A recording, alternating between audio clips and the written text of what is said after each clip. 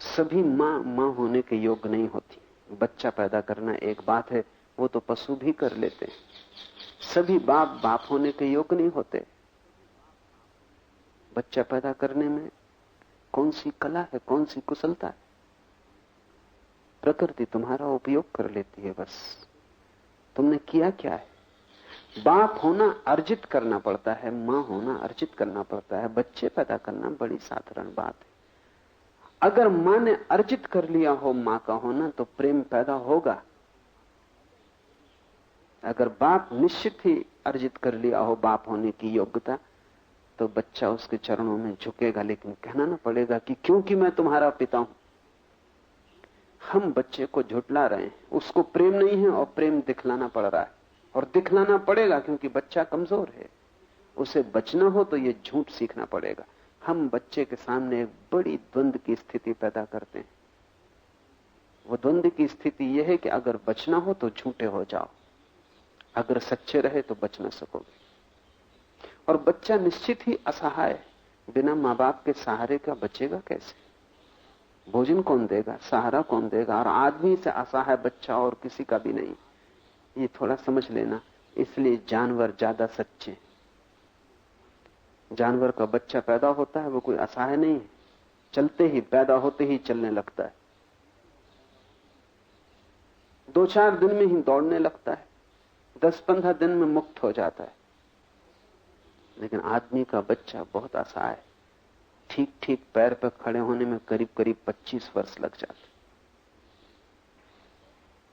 ये इतना लंबा वक्त है, और इस वक्त में उसे सहारा लेना पड़ता है, और सहारा मुफ्त नहीं मिलता। मां भी सहारा मुफ्त नहीं देती, बाप भी सहारा मुफ्त नहीं देता, कोई सहारा मुफ्त नहीं देता। तुम्हें कुछ देना पड़ता है, चुकाना पड़ता है। प्रेम दो, आदर दो, सम्मान दो, उनके नियम, उनकी परंपरा, उनका धर्म मान के चलो, उनकी स्तुति करो। तुम्हारे भीतर कुछ भी होता हो, तुम एक झूठ आचरण करो। ये झूठ आचरण अनिवार्य हो गया है मनुष्य के बच्चे को बचने के लिए। तो बच्चा तो बच जाता है, आत्मा खो जाती, और एक दुविधा पैदा हो जाती जीवन में, ऊपर कुछ भीतर कुछ। और तब तुम इस दुविधा में ही जीते रहते हो। और ये दुविधा इतनी तनाव पैदा करती है कि अगर तुम्हें दोनों बातें पता चल जाएं तो तुम विक्षिप्त हो जाओगे। इसलिए तुमने एक तरकीब कर ली है कि तुम चेतन में ही बैठे रहते हो, अचेतन को ज्यादा छूते नहीं, उसको तुम ज्यादा सामने नहीं आने देते, तुम उसे छिपा के चलते हो।